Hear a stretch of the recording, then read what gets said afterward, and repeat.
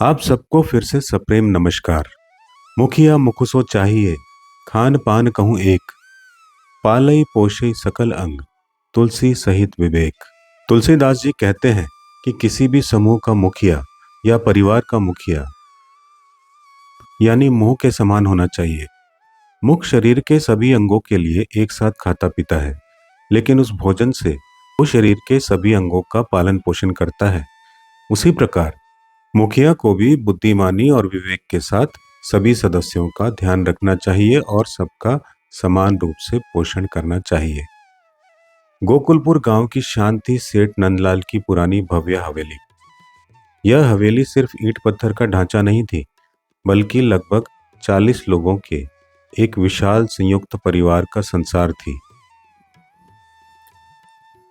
सेठ नंदलाल उस परिवार के मुखिया थे, जिनकी उम्र 80 को पार कर चुकी थी, पर आंख की चमक और निर्णय लेने की क्षमता अभी भी जवानों जैसी थी। सेठ जी का चरित्र ठीक वैसा ही था जैसा तुलसीदास जी ने कहा है, मुखिया मुख के समान होना चाहिए। हवेली में रोज सुबह की शुरुआत होती थी बड़े आंगन में, जहां सारे सदस्य एक साथ बैठते थे।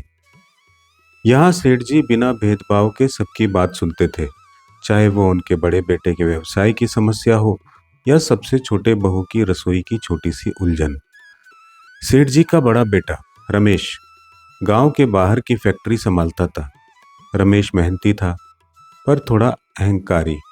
उसे लगता था कि हवेली का ज्यादातर खर्च और सम्मान उसकी कमाई से है, इसलिए उसका महत्व दूसरों से अधिक होना चाहिए।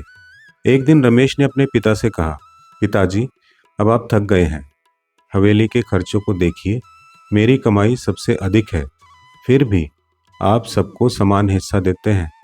छोटे भाई सुरेश की दुकान तो बस दाल रोटी चलाती है, और आपकी दोनों बेटियां रमा और सीमा, ये तो शादी के बाद भी परिवार पर बोझ बनी हुई हैं। अब समय आ गया है कि कमाई के हिसाब से सबकी हिस्सेदारी और सम्मान तय हो। रमेश की इस बात से हवेली में एक अजीब सा तनाव फैल गया। सुरेश ने उदास होकर सिर झुका लिया।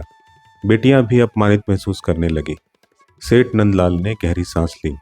उन्होंने रमेश की ओर देखा। न आंख में गुस्सा था, न निराशा, सिर्फ गहरा विवेक, बुद्धिमानी। सेठ जी बोले, रमेश मेरे बेटे, तुम अपनी जगह सही हो कि तुम्हारा योगदान अधिक है, लेकिन क्या तुमने कभी हवेली को एक शरीर की तरह देखा है? क्या तुम्हारा काम तुम्हारे छोटे भाई या बहनों के काम से ज्यादा बड़ा है? आओ मैं तुम्हें समझाता हूँ। अगले दिन सेठ नंदलाल ने एक अनोखी सभा बुलाई। उन्होंने परिवार के सभी सदस्यों को अपने अपने काम के बारे में बोलने को कहा। पहले रमेश खड़ा हुआ, मैं फैक्ट्री चलाता हूँ जो परिवार के लिए धन लाती है, धन ही सब कुछ है। फिर सुरेश खड़ा हुआ, मैं दुकान चलाता हूँ जहाँ से परिवार के लिए रोजमर्रा का सामान आता है, और मैं गांव के सबसे सम्मान का प्रतीक हूँ। बेटियों में से रमा आगे आई, मैं और सीमा मिलकर घर की साफ सफाई और व्यवस्था संभालते हैं, जिससे आप सब चैन से काम कर सकें। क्या घर की शांति कोई काम नहीं है? सबसे छोटी बहू ने कहा, मैं भोजन बनाती हूँ, जिससे आप सब में काम करने की ऊर्जा आती है। बिना भोजन के धन किस काम का? अंत में सेठ नंदलाल ने सबको चुप कराया। उन्होंने एक थाली में तरह तरह के स्वादिष्ट व्यंजन रखवाए और रमेश से कहा, बेटा रमेश, जरा इन व्यंजनों को अपने कानों से खाओ। रमेश हंसा, पिताजी, कानों से कैसे खा सकता हूँ? खाने का काम तो मुख का है। तो एक काम करो, अपनी आंखों से खा लो, सेठ जी ने कहा। रमेश अब थोड़ा गंभीर हो गया। पिताजी, आप जानते हैं, भोजन मुख से किया जाता है, फिर वह पेट में जाता है, और पेट से ऊर्जा निकलकर पूरे शरीर को मिलती है। सेठ जी मुस्कुराए। यह वही मौका था जिसका वे इंतजार कर रहे थे। बेटा, सेठ जी ने प्यार से रमेश के सिर पर हाथ फेरा, तुमने खुद ही तुलसीदास जी का मर्म बता दिया। देखो, तुम्हारी कमाई धन है। यह धन कहाँ जाता है? यह मुख यानी मुखिया के पास आता है। सेठ जी ने हवेली को इशारा किया।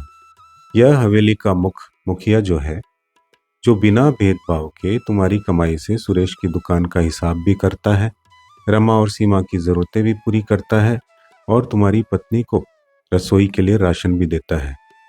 क्या तुम कह सकते हो कि तुम्हारी आंखें तुम्हारी भुजाओं से ज़्यादा महत्वपूर्ण है, या तुम्हारे पैर तुम्हारे कानों से ज़्यादा ज़रूरी है? नहीं ना। सेठ जी की आवाज़ अब दृढ़ थी। शरीर का हर अंग महत्वपूर्ण है। भुजाएं काम करती हैं, पैर चलते हैं, पर मुख सबको पालन पोषण देता है। अगर मुख भोजन को सिर्फ पेट तक पहुंचाए और बाकी अंगों को भूखा रखे, तो क्या भुजाएं काम कर पाएंगी? क्या पैर चल पाएंगे? तुम्हारी फैक्ट्री से कमाया गया धन हमारी भुजाएं हैं बेटा। सुरेश की दुकान हमारा विश्वास और सामाजिक प्रतिष्ठा है। बेटियों की शांति हमारी आंखें हैं जो सब देखती हैं, और बहू का भोजन हमारी प्राणवायु है। मेरा काम एक मुखिया के तौर पर मुख की तरह है। खान पान कहूँ एक, मैं तुम्हारी कमाई को एक जगह इकट्ठा करता हूँ, पर पालई पोषई सकल अंग, तुलसी सहित विवेक। मैं बुद्धिमानी के साथ हर एक सदस्य को बराबर पोषण देता हूँ, ताकि पूरा शरीर स्वस्थ रह सके। रमेश को अपनी गलती का एहसास हुआ। उसने देखा कि छोटे भाई सुरेश और उसकी बहनों की आंखें अब चमक रही थी। अपमान का भाव दूर हो चुका था। रमेश ने झुककर अपने पिता के पैर छू लिए। पिताजी, मुझे क्षमा करें। मैं केवल अपनी कमाई के अहंकार में डूब गया था। आज आपने मुझे केवल घर चलाने का तरीका नहीं सिखाया, बल्कि जीवन जीने का सही सिद्धांत सिखाया है। अब मैं समझ गया कि मुखिया का कर्तव्य सिर्फ कमाना नहीं, बल्कि विवेक से सबको एक साथ लेकर चलना है। तो दोस्तों, कैसी लगी आपको ये कथा? कमेंट करके बताइएगा। फिर मिलते हैं जल्दी।